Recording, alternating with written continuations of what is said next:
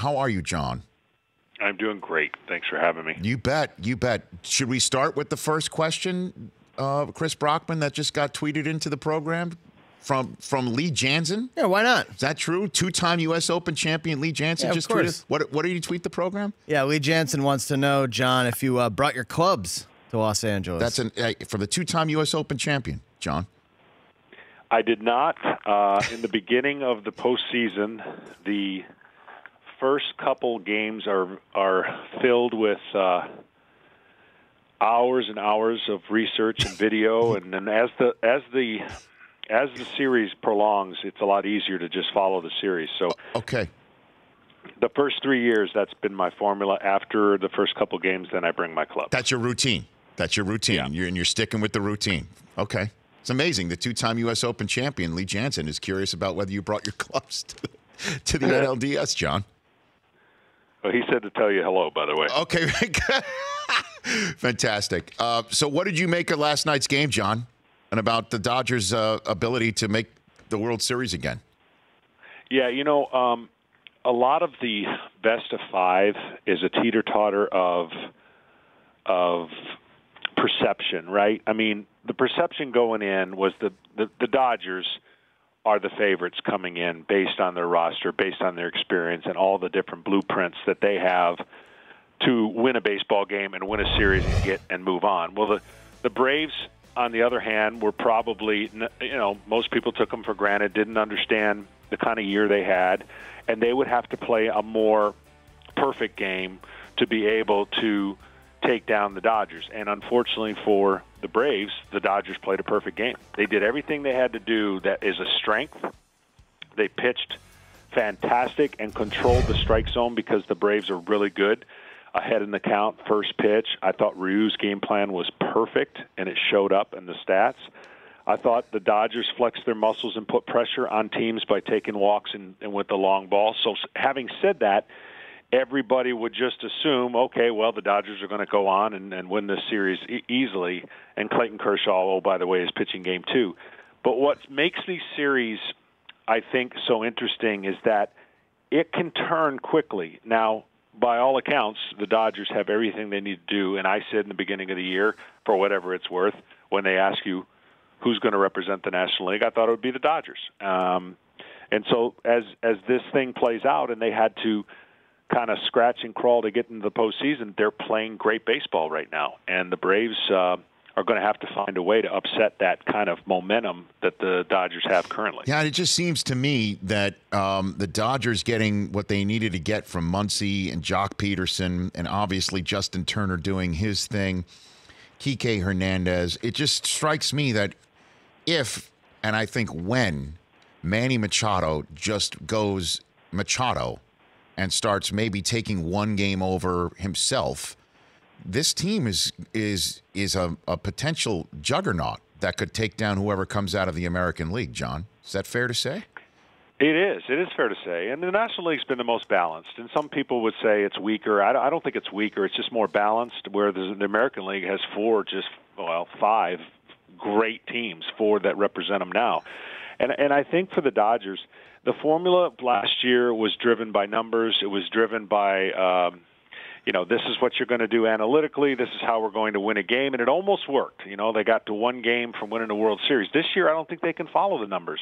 I think this year they have to deviate a little bit and follow the eyes of the starting pitchers that they have on this staff that are so good that can get them deeper into the game and not expose the bullpen as much this year. And I think that's going to be the formula.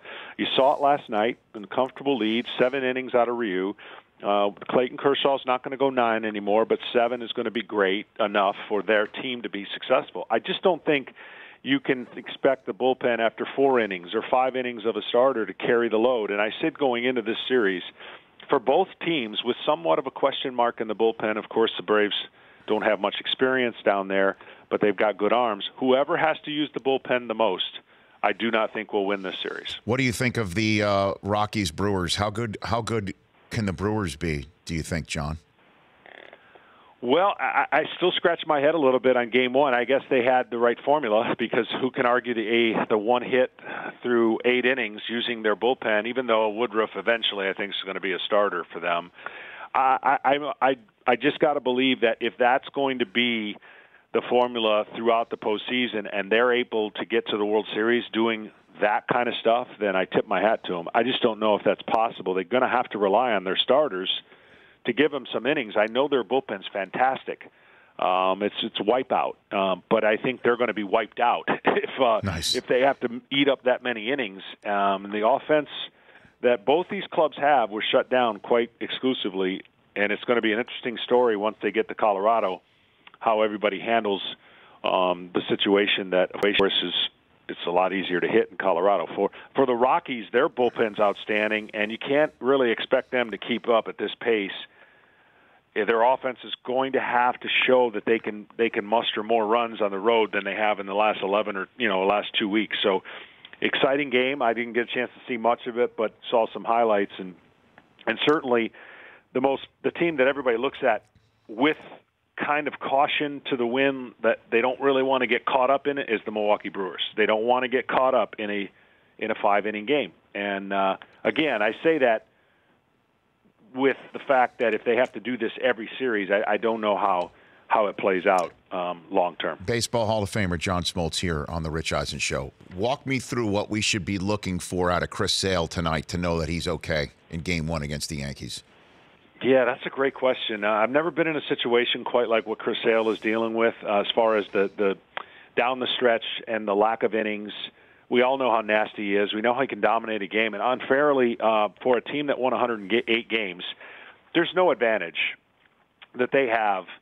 I've always said this. I'll continue to say this. When you win 108 games, you're the best team in baseball, and you only have to play the team that had to play one game coming in the Yankees, or in this case, the Yankees, or it could have been the A's. I just think the sentiment's going to be Chris Sale's going to have to be really, really good. And that's going to swift the teeter-totter back to the Boston Red Sox. A lot of people feel, and rightfully so, the Yankees have won 100 games. They're healthy. Their lineup is chugging. And you're talking about Chris Sale, David Price, Porcello, or even Rodriguez, 3 left-handers that they may have to face. And everybody talks about the Boston bullpen. Well, the Boston bullpen's not even going to come into play if those starters keep doing what they're supposed to be doing or have done. So a lot of pressure on Chris Sale, a lot of eyes going to be on the radar gun. I'm not so consumed with that as much as can he have his touch pitches and command, and more importantly, will he be able to bounce back, from the rest of the time he's had from the DL to, the adrenaline rush of a postseason against your arch rivals. So it's going to be a phenomenal series. But a lot of eyes are going to be on Chris Sale for sure. Yeah, what do you think's going on between the temples of Red Sox and Yankees right now on the day of their first playoff series in 14 years, first between these two long rivals? And it's a bunch of young kids here, okay? So it's not like that they go way back 15, 20 years to even the 2004 series, the last time these two teams faced each other. But it's the first time these franchises come in with triple digits of regular season wins. It's really amazing. I'm wondering what you think's going on between the temples there, John. Yeah, it's interesting. In the regular season, been around both teams, and the Yankees at times, they had their stretch that were dominant, and then they really didn't have a healthy lineup for the longest time. And no player will ever say this, but during the regular season, you tip your hat, they were a better team, meaning the Red Sox. They were. But then once you see the momentum coming back from the Yankees getting healthy, getting Judge back, getting some of their parts back, and making the moves they did, you could see why this was must-see TV coming forward and the clash that everyone wanted to see. And, the Red Sox are as confident, and rightfully so, offensively. They're as good as it gets. It's top-heavy. Their offense relies on their first 5 guys, no doubt. Their defense is fantastic, and their starting pitching is fantastic, whereas the Yankees have such a long lineup, and it has so much stress to put on the starting pitcher, and for that matter, anyone who has to go through that lineup.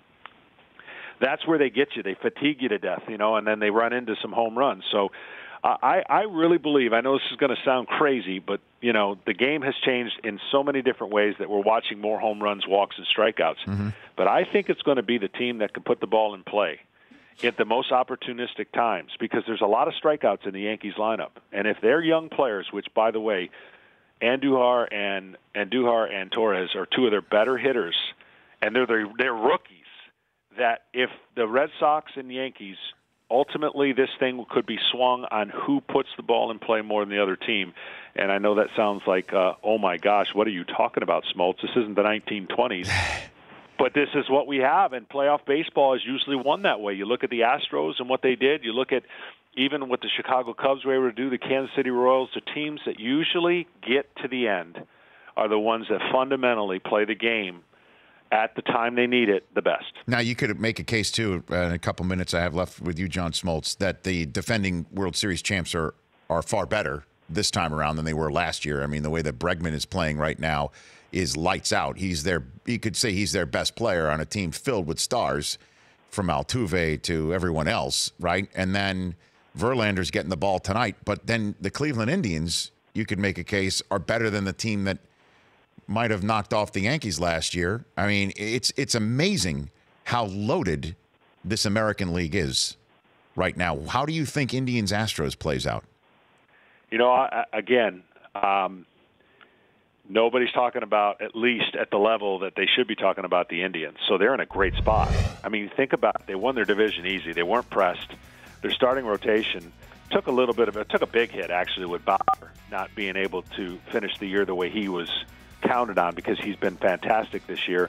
The two best starting rotations in baseball are going to go against each other, and that's leaving out really the Boston Red Sox, who are just equally as good when you think about what they've thrown out. So this really is a throwback series to where you're going to see the Terry Francona, A.J. Hinch rely heavily on their starters. Now, to your point, the Astros are much better. Their bullpen's much better. The perception of their pen is better. And, of course, they added a monster to their rotation. So they're well-equipped.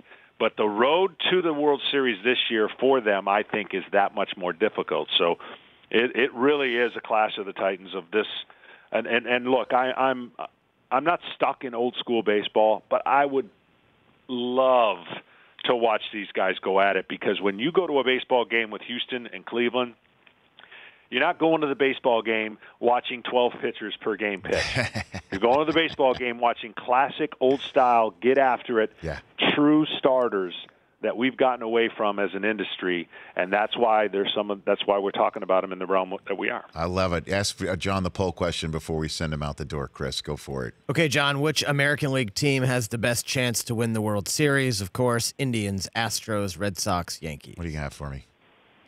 You know, it's hard to go against Houston and their pedigree of what they've been through. And look, it's still, thankfully, my life doesn't depend on making that pick. Nice. It would be our hardest pick to pick, because all four of those teams are equally as competent to make the run. So it's much like matchups in the NCAA tournament. Sometimes you get a good seed and you get an opportunity to go through. Well, all four of them got bad seeds because they have to play really, really good teams. But if you press me, I'd say that still Houston, defending champs, someone's got to knock them off.